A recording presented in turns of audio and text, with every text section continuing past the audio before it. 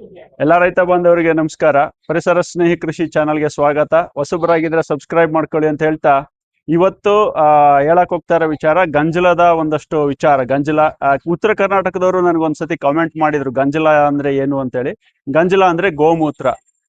ಈಗ ಸದ್ಯಕ್ಕೆ ಈ ಎತ್ತುಗಳದೆ ನಾನು ಗಂಜಲ ತಗೊಳ್ಳೋದು. ಈ ಎತ್ತು ಅದೇ ನಾಟಿ ಹಸು, ನಿಮ್ಗೆ ಗೊತ್ತಿದೆ. ನಡೀರಿ ನಡೀರಿ, ಇವುಗಳು ತಗೋತೀನಿ. ಇಲ್ಲಿ ಕೊಟ್ಟಿಗೆಲ್ ಕಟ್ಟಿರ್ತಾರೆ, ಹಿಂದ್ಗಡೆ ಕೊಟ್ಟಿಗೆ ಇದೆ. ನಡೀರಿ. ಈಗ ಇವರು ಕೊಟ್ಟಿಗೆ ಗೊಬ್ಬರ ಎತ್ಕೊಂಡು ಹೋಗ್ತಾ ಇದಾರೆ. ನಡೀರಿ, ನೋಡ್ಕೊಳ್ಳಿ ಹಂಗೇನೆ. ನೋಡಿ, ಇದು ಇನ್ನ ಕಳಿಬೇಕಿದು ತೊಪ್ಪೆ. ಇರ್ಲಿ. ಆಮೇಲೆ ಅಲ್ಲಿ ಇನ್ನೊಂದು ಶೆಡ್ ಇದೆ, ಅಲ್ಲಿ ನಮ್ಮ ಇಲಾತಿ ಹಸುಗಳನ್ನ ಕಟ್ಟಿದ್ದಾರೆ, ಕ್ರಾಸ್ ಬ್ರೀಡ್ ಹಸುಗಳು. ಆ ಗಂಜಲನ್ನು ತಗೋತೀನಿ.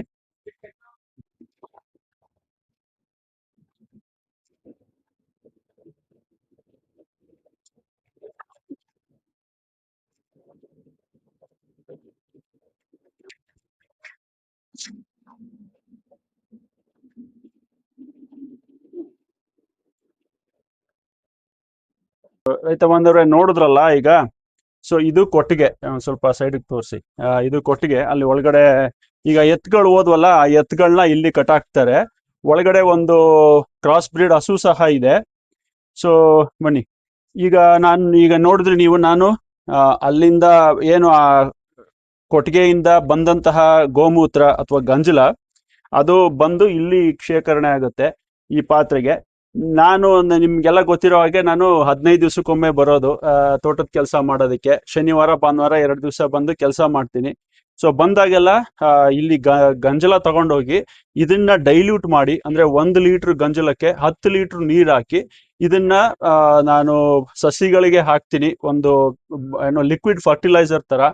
ಮತ್ತೆ ಈ ಮಲ್ಚಿಂಗ್ ಮಾಡಿರ್ತೀನಲ್ಲ, ಈ ತೆಂಗಿನ ಗರಿ ದೊಡ್ಡ ಮರಗಳ ಸುತ್ತ, ಅದ್ರ ಮೇಲೆ ಹಾಕ್ತೀನಿ. ಇದು ಹಾಕೋದ್ರಿಂದ ಇದರ ಬೆನಿಫಿಟ್ ಏನು, ಉಪಯುಕ್ತತೆ ಏನು, ಅದನ್ನ ಹೇಳ್ತೀನಿ. ಮುಖ್ಯವಾಗಿ ಈ ವಿಡಿಯೋದಲ್ಲಿ 3 ವಿಚಾರಗಳು. ಸೊ ಒಂದು, ಆ ಏನೋ ಈಗ ಹಿಂದೆ ಒಬ್ರು ಕೇಳ್ತಿದ್ರು, ಏನೋ ನಾಟಿ ಹಸು ಗಂಜಲ ನಮ್ಮ ಹತ್ರ ಸಿಗೋದಿಲ್ಲ, ನಮ್ಮ ಹತ್ರ ಕ್ರಾಸ್ ಬ್ರೀಡ್ ಅಥವಾ HF ಹಸು, ಇಂಥ ಹಸುಗಳದ್ದು ಗಂಜಲ ಅಷ್ಟೇ ಸಿಗೋದು, ಅದನ್ನ ಹಾಕ್ಬೋದಾ, ನಾಟಿ ಹಸುದೇ ಆಗ್ಬೇಕಾ ಅಂತ ಕೇಳ್ತಿದ್ರು. ಆ ವಿಚಾರ ಒಂದು ಕ್ಲಾರಿಫೈ ಮಾಡ್ತೀನಿ.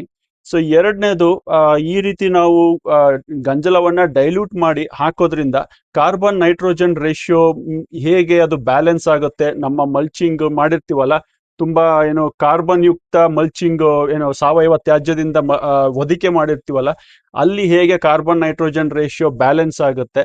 ಮತ್ತೆ 3ನೇ ವಿಚಾರ, ಸೊ ಯಾಕೆ ನಾವು ಏನು ಫ್ರೆಶ್ ಗಂಜಲ ಹಾಕೋದಕ್ಕಿಂತ ಈ ರೀತಿ 15 ದಿವಸ ಅಥವಾ 20 ದಿವಸ ಚೆನ್ನಾಗಿ ಕಳಿತಿರುವ ಗಂಜಲ ಹಾಕೋದು ಉತ್ತಮ ಅನ್ನೋದು 3ನೇದನ್ನ ಈ ವಿಡಿಯೋದಲ್ಲಿ ತಿಳಿಸೋದಕ್ಕೆ ಹೋಗ್ತಾ ಇದ್ದೀನಿ.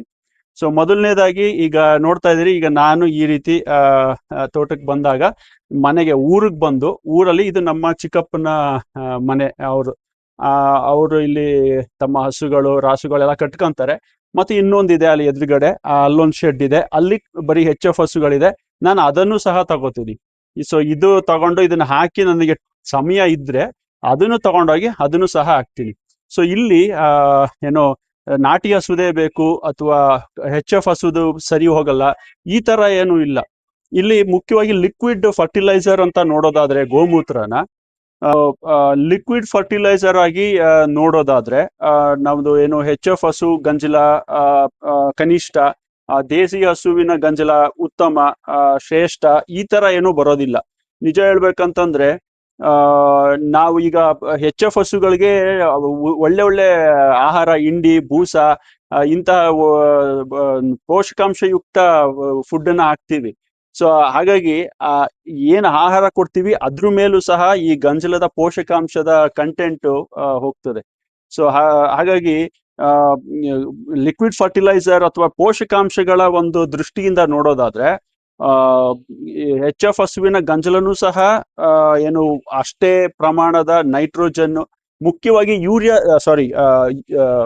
ಗಂಜಲದಲ್ಲಿ ಏನಿರ್ತದೆ, 95% ವಾಟರ್, ಇನ್ನು 2.5% ಯೂರಿಯಾ ಅಥವಾ ಯೂರಿಕ್ ಆಸಿಡ್, ಇನ್ನು 2.5% ಬೇರೆ ಟ್ರೇಸ್ ಎಲಿಮೆಂಟ್ಸ್ ಆಗಿ ಪೊಟ್ಯಾಶು, ರಂಜಕ, ಮತ್ತೆ ಬೇರೆ ಏನೋ ಮೈಕ್ರೋ ನ್ಯೂಟ್ರಿಯೆಂಟ್ಸ್, ಇಂಥವೆಲ್ಲ ಟ್ರೇಸ್ ಅಮೌಂಟ್ ಅಲ್ಲಿ ಇರ್ತದೆ.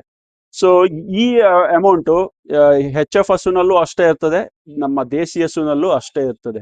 ಸೊ ಇದು ನಾನೇನು ಹೇಳ್ತಾ ಇಲ್ಲ, ಇದು ಏನು ಸಂಶೋಧನೆ ಮೂಲಕ ಬಂದಿರೋದು. ಆದ್ರೆ ಎಲ್ಲಿ ಅದು ಸ್ವಲ್ಪ ವ್ಯತ್ಯಾಸ ನಮ್ಗೆ ಇರೋದು ಅಂತಂದ್ರೆ, ದೇಸಿ ಹಸುವಿನ ಗಂಜಲದಲ್ಲಿ ಆ ಗಂಜಲ ಹೊರ್ಗಡೆ ಬರ್ಬೇಕಾದ್ರೆ, ಆ ಮೂತ್ರ ವಿಸರ್ಜನೆ ಆಗ್ಬೇಕಾದ್ರೆ ಅದು ಏನು ಕಾಂಟ್ಯಾಕ್ಟ್ ಬರ್ತದೆ, ಏನು ಮುಖ್ಯವಾಗಿ ಸೂಕ್ಷ್ಮಾಣು ಜೀವಿಗಳು ವೈವಿಧ್ಯತೆ ಇರೋದು ಗಂಜಲದಲ್ಲ, ಅದು ಸಗಣಿಯಲ್ಲಿ, ತೊಪ್ಪೆಯಲ್ಲಿ ಇರುತ್ತೆ. ಆ ಸಗಣಿಯಲ್ಲಿ ಏನು ಈ ಗಂಜಲ ಕಾಂಟ್ಯಾಕ್ಟ್ ಬಂದಾಗ ಅಲ್ಲಿ ದೇಸಿ ಹಸುವಿನ ಸಗಣಿಯಲ್ಲಿ ಸೂಕ್ಷ್ಮಾಣು ಜೀವಿಗಳ ವೈವಿಧ್ಯತೆ ಹೆಚ್ಚಿರ್ತದೆ. ಸೊ ಹಾಗಾಗಿ ಈ ಏನಿವಾಗ ನೋಡ್ತಾ ಇದ್ದೀರಿ ಈಗ ಇಲ್ಲಿ ಗಂಜಲ, ಈಗ ಇದು ಬರೀ ಪ್ಯೂರ್ ಗಂಜಲವಾಗಿ ಬಂದಿಲ್ಲ. ಇದು ಏನು ಅಲ್ಲಿ ಬಿದ್ದಂತಹ ಸಗಣಿ ಅದ್ರನ್ನು ಸ್ವಲ್ಪ ತೊಳ್ಕೊಂಡು ಬಂದಿದೆ. ಹಾಗಾಗಿ ಮತ್ತೆ ಆ ಹಸುವಿನ ಮೈ ಮೇಲೆ ಚರ್ಮದಲ್ಲಿ ಇರುವಂತಹ ಸೂಕ್ಷ್ಮಾಣು ಜೀವಿಗಳು ಅದು ಬೇರೆ ಇರ್ತದೆ. ಮತ್ತೆ ಈ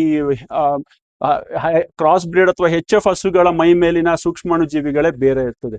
ಸೊ ಹೀಗೆ ಅವುಗಳು ಯಾವ ಇದಕ್ಕೆ ಕಾಂಟ್ಯಾಕ್ಟ್ ಬರ್ತವೆ ಅದ್ರ ಮೇಲೆ ಈ ಸೂಕ್ಷ್ಮಾಣು ಜೀವಿಗಳ ವೈವಿಧ್ಯತೆ ಡಿಸೈಡ್ ಆಗುತ್ತೆ. ಹಾಗಾಗಿ ಏನು ಪ್ರಾರಂಭದಲ್ಲಿ ದೇಸಿ ಹಸುವಿನ ಅಥವಾ ನಮ್ಮ ನಾಟಿ ಹಸುವಿನ ಗಂಜಲದಲ್ಲಿ ಸೂಕ್ಷ್ಮಾಣು ಜೀವಿಗಳ ವೈವಿಧ್ಯತೆ ಹೆಚ್ಚಿದ್ರು, ನಾವು ನಂತರ ಮಣ್ಣಿಗೆ ಹಾಕಿದ್ಮೇಲೆ, ನಾವು ಏನು ಕ್ರಾಸ್ ಬ್ರೀಡ್ ಅಥವಾ ಹೆಚ್ ಎಫ್ ಹಸುವಿನ ಗಂಜಲವನ್ನ ಮಣ್ಣಿಗೆ ಹಾಕಿದ್ಮೇಲೆ ಅಲ್ಲಿ ನಾನು ಯಾವಾಗ್ಲೂ ಹೇಳ್ತಿರ್ತೀನಿ, ನಾವು ಸ್ಥಳೀಯವಾಗಿರುವಂತಹ ಸೂಕ್ಷ್ಮಾಣು ಜೀವಿಗಳು ಮಣ್ಣಿನಲ್ಲಿ ವೃದ್ಧಿ ಆಗೋದಕ್ಕೆ ನಾವು ಎನ್ಕರೇಜ್ ಮಾಡಬೇಕು, ಸಪೋರ್ಟ್ ಮಾಡಬೇಕು.